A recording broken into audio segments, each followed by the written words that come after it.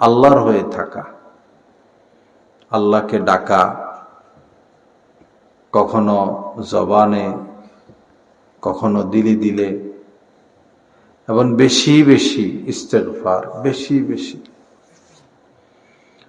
হুজুর পাক সাল্লাল্লাহু আলাইহি সাল্লাম বলেছেন, আল্লাহি ইন্নী লা আস্তাগফিরুল্লাহ ওয়া আতুবু ইলাইহি ফিল ইয়াউমি আকসারা মিন ৭০ মাররা।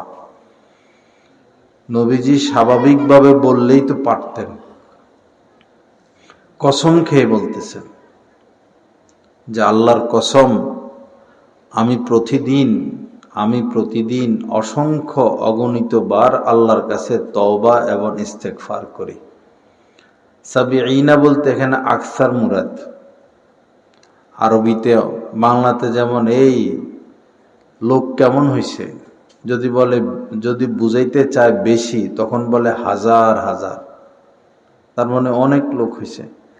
ওই সময় আরবে অনেক বুঝানোর জন্য ৭০ ব্যবহার করা হইত। ফিল ইয়াউমি আকসারা মিন ৭০ মাররা, অনেক অনেকবার আমি তওবা ইস্তেগফার করি।